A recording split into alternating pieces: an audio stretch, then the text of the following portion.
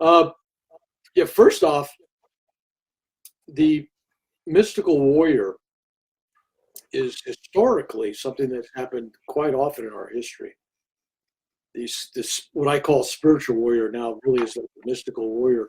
But in the old days, it was people like Saint Francis of Assisi who went to. Oh, yeah. He was a prisoner. Padre Pio, It, is it, he one? all these guys, Saint Ignatius of Loyola, another one was a Oh, prisoner yeah. of war. Uh, and then if you read the Bhagavad Gita, you had Arjuna out there being told by Lord Krishna, Yeah. "You gotta go fight your brother. You got to fight this battle, even though it's you got to fight your brothers and you got to fight these people. It's your duty. It's your dharma." So throughout it, and then in the Bible, you got Joshua at the Battle of Jericho, and you got all those battles, and people go, "Oh, you can't be spiritual. You can't be a minister. You can't be a holy person and be involved with this warrior stuff." And I'm telling them, show me Right. the Bible or any holy book where there wasn't a warrior doing God's work. Sam, Unfortunately, Samson and Goliath. yeah, unfortunately, people and religions make the determinant on what's a holy war, what's God's business. So I Paul guess, yeah. and religion kind of blur that picture quite a little bit. So anyway, So so how do you define that? Because, when I think of a spiritual warrior, I don't think really having any side except for standing in the holiness of God and trying to do the right thing and present that integrity to people. I don't really think of any sides per se. How do you feel about that? well, spiritual warrior is a bigger term. I use it in a bigger way. There's actually combat, and there's spiritual combat. Those people that are fighting evil and negative Mhm. energy around the world, Mhm. whether it's Mhm. the local city hall level or fighting poverty or doing work for homeless people. Or I mean, there's a lot of ways you can be a true warrior. Even Sure. nowadays, they're trying to fight truth and lies and trying to help society. So there's always room for a warrior. That the ingredient is being in tune with the positive energy in the world and being honest. Yeah. And a true spiritual warrior has to have courage because even in modern times, even if you're not on a battlefield with actual weapons, the battlefield of life, you can't be a coward. You can't run from cancer. You can't run from the COVID-19. You can't run No. from all the news on TV. You have to live in this world and be able to a part of you be out of this world. And I'm finding that basically is how you succeed. You have to actually tune out some of this that's going on, even though you have to live and work in the world. Doesn't mean you have to absorb all that negative energy. So, I agree. Well, and also isn't the whole be still and know that I am. It's important to have quiet times so we can co-create with the creator and really find our own soul and why we're here. We're not here to get involved with all this drama. I mean, we're here to love. And I think that's a you know people sometimes get caught up in the whole the drama of things. I guess maybe it's exciting to some people, but that's really not why we're created. So tell us a little bit about I don't know where, my gosh, you have such an amazing life. Where do where do we start? But your near-death experiences, how did however you want to jump in there with far as near death, and then I know you've got a lot of spiritual experiences and you've trained also in India, so maybe you can speak on that too. well, you know what? There is no alpha omega. There is no beginning to end. It's I plugged in this lifetime. Here I am, and here's my memory. And if you look at the title of my new book, I still remember tomorrow. I really mean that literally. We don't this expanse. So where do you really start? I think people have to have an understanding that they came into life with a purpose, with Yeah. dharma, meaning dharma is a word that's used to describe why are you here, what you're supposed to do. Your dharma may be to be a teacher, to be a mother, to be a poet, to be a warrior, whatever it is.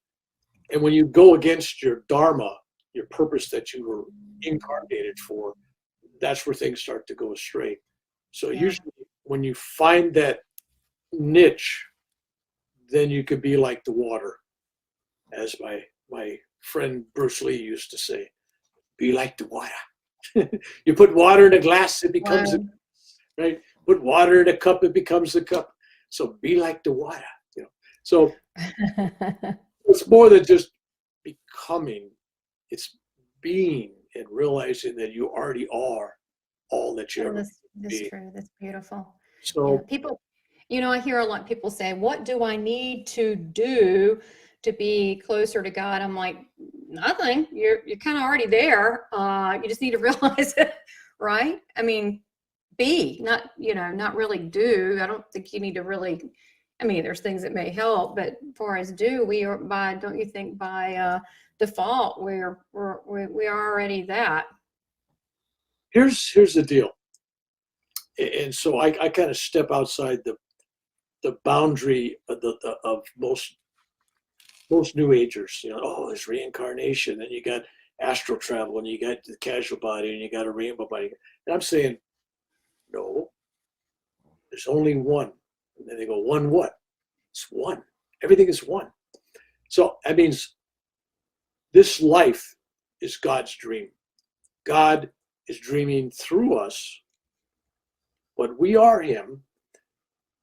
And once we were given, quote unquote, an ego, free will, we think that we're separate.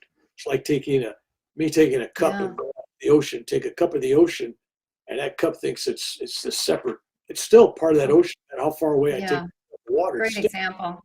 it's always a great, it's always a part of the whole. So we come into this incarnation as a dream of God's. And in this dream, if we believe it, and if we have a body, and me and you are talking right now, and the people listening, we all believe it that are here.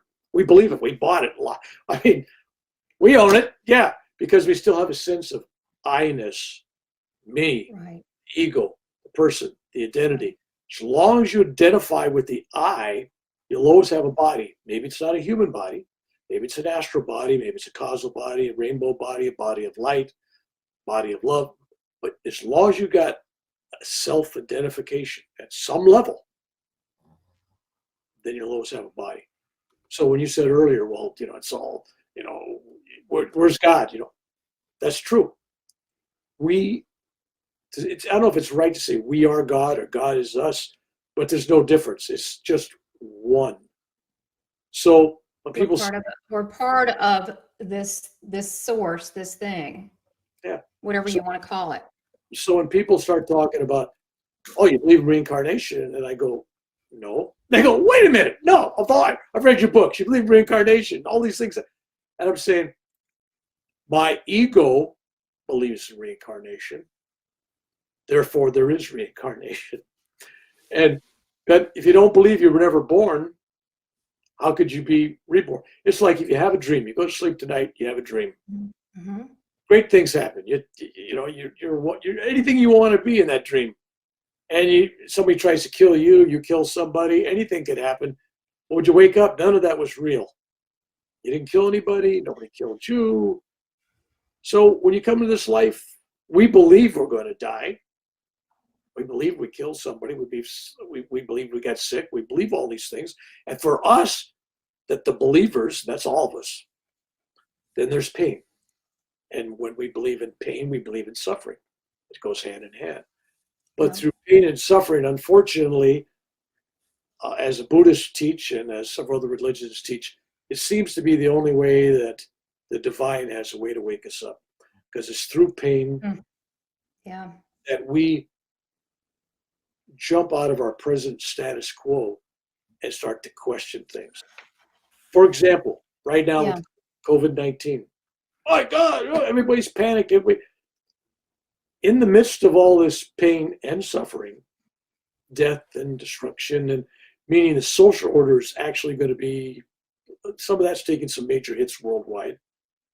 It's all connected. Yeah, absolutely. But it's all part of this waking up process. It's hard to make an omelet without cracking the egg, right? So if you want to change and awaken, this is one of the ways. You know, it would be, you're right. For some reason in this physical plane, we have to see differences and, you know, black versus white, you know, blue versus red. It's funny you mentioned like the saints earlier. Not only the saints, but anyone that is that's here going through this journey. The only way we really learn is through pain and suffering. And I know people just don't like to hear that. But if you listen to a lot of, for example, a lot of near-death experiencers or saints, they had horrible lives. A lot of them went through a lot of anguish and pain, but yet they learned so much. So people that have had anguish and pain and are very angry and blah, blah, blah, well, that's their decision. But there's plenty of people that have become wiser and more knowledgeable and more compassionate and more understanding about not only this world, but the other world. But I find that's with a lot of near-death experiencers, but I still think that we agree to the level of pain we're willing to absorb here. It's like, do we want the medium amount? We're like, yeah, I just want to kind of hang out, or like, no, let's just get it done. I want to advance a lot. And so I think that, you know, what is the old saying? No one is put through anything they can't handle. I think in a lot of ways that's true. So tell me what you think a lot of the effects after pain and suffering that that you've been through and that you've seen, that you feel that has altered you for the better. Well, you know, it's interesting because people will read my, especially one of my first two books, A Warrior Spiritual Odysseys, autobiography. People read that and they go, "Oh, I cried reading about your story. It was so painful. It was so," and I'm going, "Really?" It was like I wrote the thing. If you had a chance to read it, I wrote it kind of like, you know, here it is. I just, you know, here's the cards, and I didn't dwell on it. And I guess when I really think about it, I go, well, I could see why they would say that, but I've been through a lot in my life. I mean, I've been through a lot, and I never wake up and go, "Oh my God, how terrible my childhood was. Oh, how terrible Vietnam was. Oh my God, I had 12 heart attacks. Oh my God, I had all this." Never. Honestly, Sorry. I've never ever complained, and I've never looked back with any sense of, geez, I'd like to do that over. Everything that has happened to me in my mind has been what's supposed to happen, regardless how it comes out. Right, right. I go, okay, because that happened, so I met this person in my life, and this happened, and that led to this, and all that led to who I am right now at this moment. And I'll be honest with you, I'm quite comfortable with who I am right now at this moment. But 10 years from now, or 10 minutes from now, after this interview is over, I may be, you know, I'll go, no, I don't, you know, I changed my mind. I got a different truth. So I'm evolving, and I found people that I associate with that I really enjoy being around the most. They're evolving personalities. They're open to new. They're open to self-reflection. They're open to criticism, which a lot of people aren't, especially in today's society. Really? Like, you can't criticize. Oh my God, you know, you insulted me. And I always say, you know what? Well, Your enemies are your greatest source of learning. They'll tell you that you got spinach on your teeth when no one else will, right? Or you got your fly open. They'll tell you, hey, look, you know, if you really listen to them, their motives may not be pure. I mean, they're not trying to help you. But if you listen to them, you may find that part of what they say is true. So I don't enjoy it. I don't tell, come on, tell me. But once I get some critical truths that are thrown at me, because I look at every criticism seriously. I don't say, and I look at it. This guy's wacko. Is he crazy? Is it what's? yeah. But Right. maybe 95% of what he says is garbage. But maybe there was a 5% truth. Maybe I do that too. Yeah, I do that too. yeah, I'm just a little bit into myself. Maybe there's a ego there he's talking about. Maybe he's picking up on it. So I'd rather get it from them than my friends, right? So friends don't really do you a lot of good sometimes because it's like if you're a writer like I am, and I've written a lot of books and articles and stuff, and I help ghostwrite and co-write, I don't know, dozens of books. But You give it to a friend to read. Oh, that's great. No, really, no. They'll never. If I give it to an editor, an editor goes, no, look, man, you're redundant. You're saying the same thing. This is weak. Great. But your friends will always say, You're right. yeah, that's good. So, Right. so that's part of the problem out there. So this thing was going back to originally we were talking about pain and Yeah. suffering. Yep. And Pain and suffering and the benefit of it. that for most of mankind, not all, most of mankind, that has been our path. And I think Jesus on the cross kind of taught us that lesson a little bit too. He had to take on pain and suffering for us. And if you look at most people that are inspired by Jesus, it's his crucifixion is the big story. He died for our sins, right? So his pain and suffering served a value. And if we live our lives and we're overwhelmed with the pain and we focus too much on it, then we're not living our lives. Because it's like I go to these conferences or near-death experiences, and I keep saying, I keep waiting to meet somebody that's had a near-life experience. A lot of these people, come on, be in this world. Come on. What are you doing with your life now? Because a lot of these... You're right. You're right. Yeah, a lot of near-death people They're stuck in the past. They're like, but this is why I love having this show, and I wanted to have it for near-death experience, by near-death experiences, for near-death experiences. But I wanted, tell me just 10 minutes, not to make it last your experience, but tell me, how did you process that? What other experiences have you had just in life that are amazing? And what are you working on now? Because, hopefully if we say we're connected, then hopefully you have some projects you're working on now and you've done things that you're proud of. So, right, to me, I think let's take it out of the past. We'll acknowledge that. Okay, maybe that was the boom, spiritual awakening, and they had to go through some pain, but that's why I think that I'm also so attracted to the, spiritually transformative experiences, because so many near-death experiencers, it keeps going on. They keep having spiritual experiences, and I know you've had a lot. It's the thing, when you have a near-death experience, I think one of the greatest overused terms I hear people say, before I was enlightened, now I'm enlightened. I had a near... No.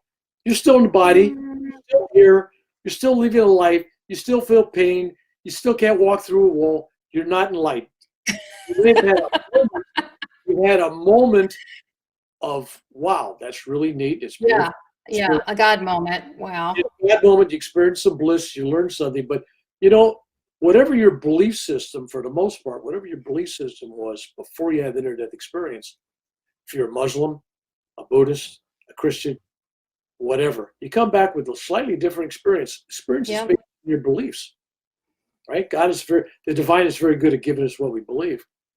So I'm telling people, okay, that was a moment that you got a glimpse. Yeah. It's like going to the movies and only seeing the previews, but you didn't see the whole movie. You're right. So, right. And if you have to inspire people to go out and get killed before they can have a spiritual experience. Yeah, you don't need that. Yeah, you don't need that. But everybody's attracted to near-death experiences because I think it reaffirms their belief in the afterlife, which I think that's the real message there. Yeah, I think so. I think that's why they're interested, like you're back. And the fact that we're having people speak out, that's a beautiful thing. And people are sharing, that's a beautiful thing. But I'm telling people, don't get stuck in that experience. What have you done I'm with you. the rest of your life? No kidding. The only thing you're capable of talking about, what spiritual laws have you applied to your life? What value have you given others? So I tell people at the end of this incarnation, as with all incarnations, the only thing that was really important was not who loved you, who gave you, there's people that love Trump, there's people that love Biden, there's people that love all these. Does that make any of those people spiritual, holy, and great? No, you love people because of power, money, their fame, their celebrity. And if your parent comes down on you because you use drugs, you don't love that parent anymore because he doesn't want you to use drugs in the house, right? So you're a bad guy. Right. Does that make you a bad person? So the only thing that you can control is who you choose to love. Who did you give love to? And if you only loved those that loved you, then you have a poor life. But if you love those that didn't love you back or didn't give you anything in return,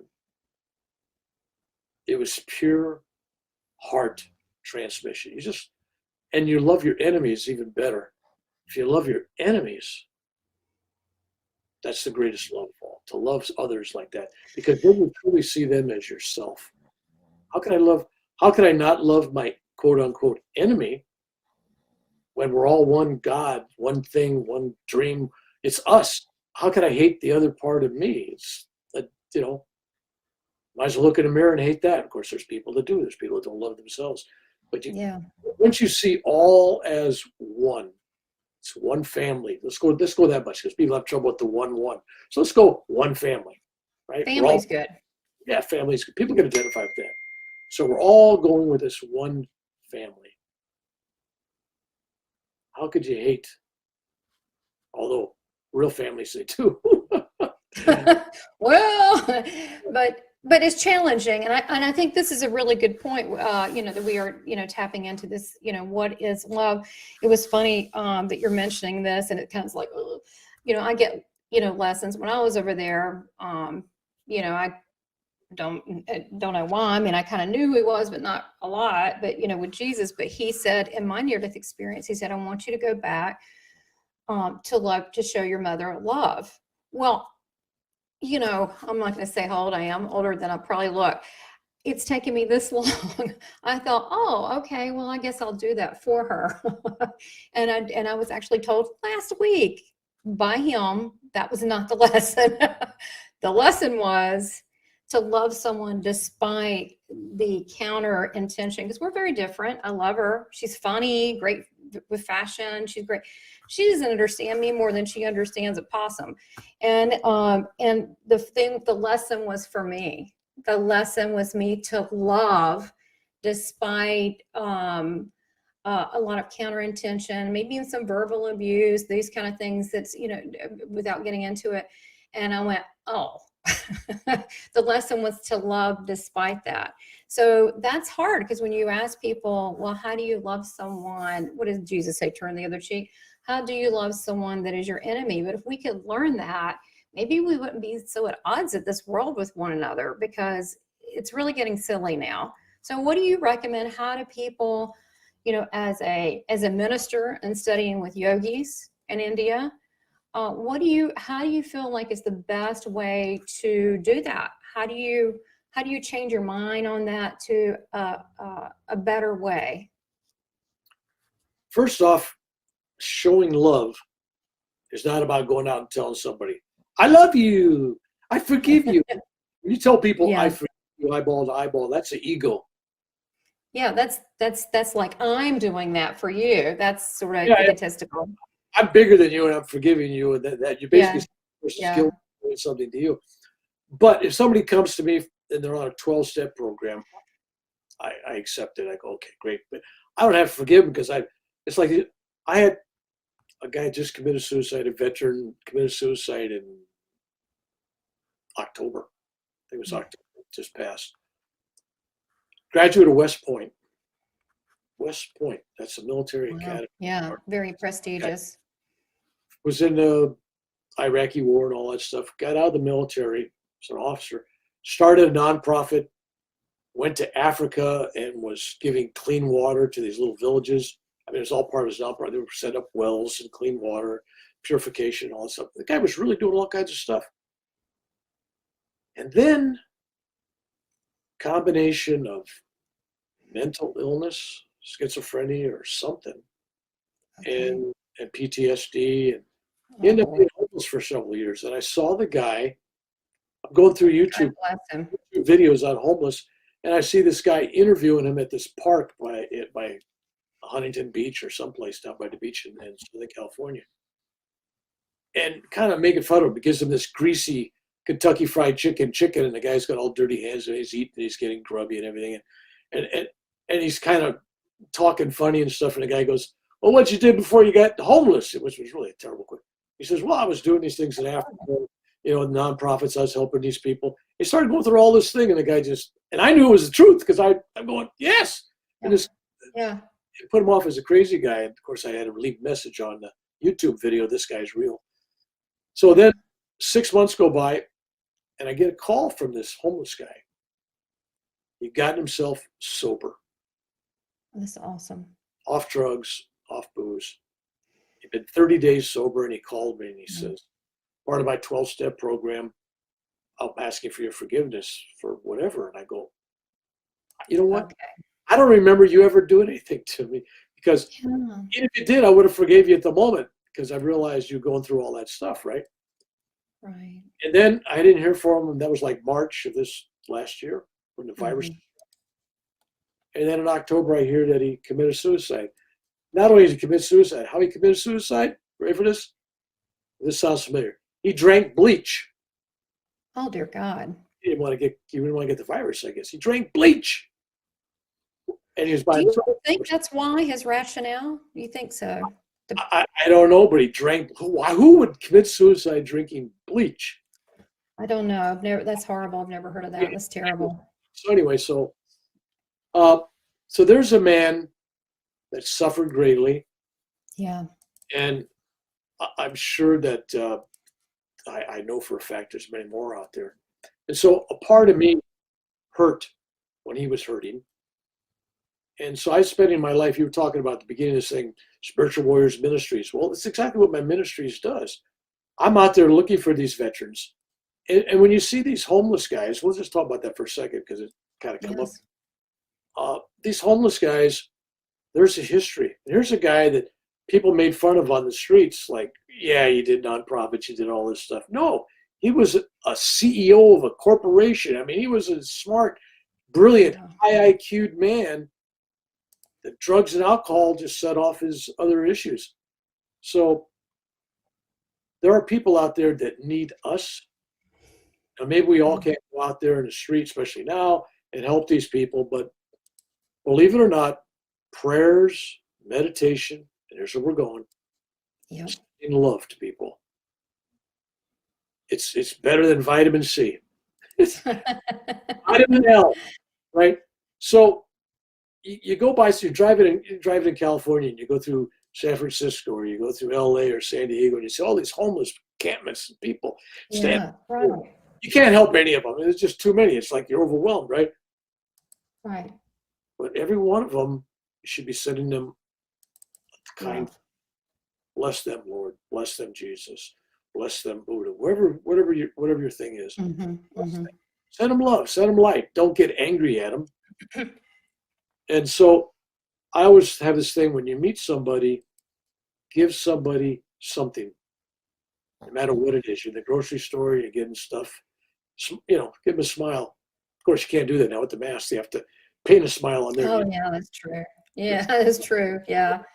In all honesty, giving, there's no such thing as small giving. And this is, we're talking about earlier about how do you get love and how do you show it? Yes. It's not in the big, huge things you did. There are people out there that give billions of dollars, but you know who they are. Their names on the foundations that give them. They get awards for it. Hey, great, thank you. Yep. But there are people out there doing small things every day.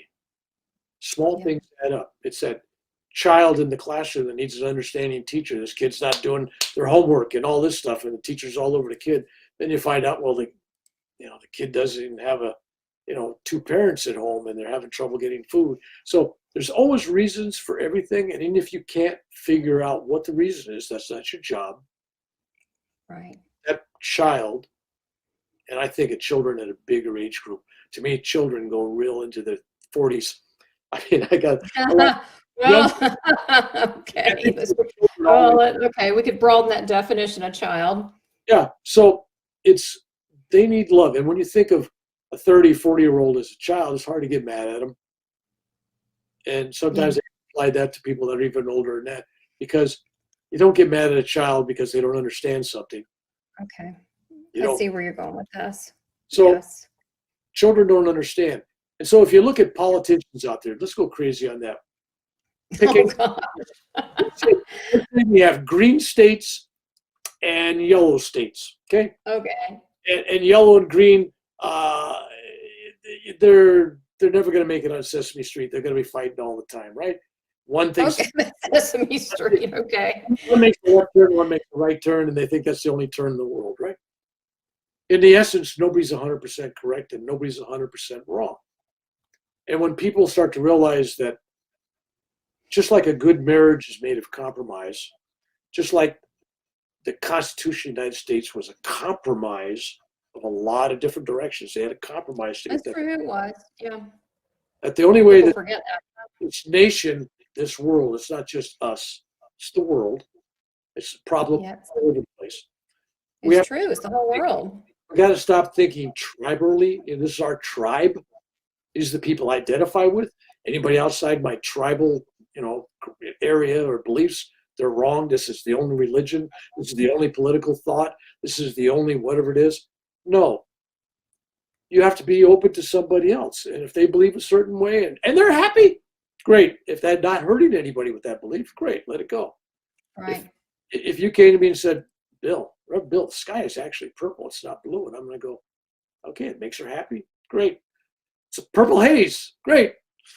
Anyway, that's before your time. So, the thing is, I think that, I don't know where we got off the track as humanity, and I'm not talking about the US, I'm talking about the world, like with you, and just simple communication. And, you could meet someone, a pygmy in the jungle. Sure, you might not, or a cannibal. Let's just go there, a cannibal. You might not understand that, but based on what they know and how they live, that's what they know.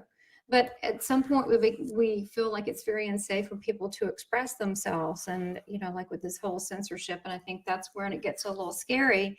And I don't know why people are so frightened by people's words when, like you were talking about your enemy. Sometimes it can be very telling for you to, to look at different people's point of view based on what they know. Like that cannibal, that's how he knows to live. So if you start looking at people as different than yourself, you have a trouble. So you got to start looking at people and going, wait a minute, this person is like me. Mm-hmm. More important, I'm like him, and he's like me. It's a two-way. There's a melding there. But we've been in a culture that there's this group, that group. People come in, they're a different group. Everybody's a threat because they're a different tribe, different gang. So if it's a street gang, it's a different gang. Yeah, right. Like that 80s thing, the Warriors. Yeah, all different ones. Yeah, I mean, you got the Jets and the Sharks, right? So there you go. Yeah, exactly. So you're saying it's because of this differentiation that we've differentiated, and then we further differentiated, and then we further differentiated, and then we further, that we have factions of factions of factions, that we have forgotten the fact that we are just the human race. In the end, when you die, it doesn't matter what religion you were. It doesn't matter what political party you were. It doesn't matter what club you belong to or anything else, how much money you had in the bank. In the end, let's go back to this thing. In the end, it's all about love.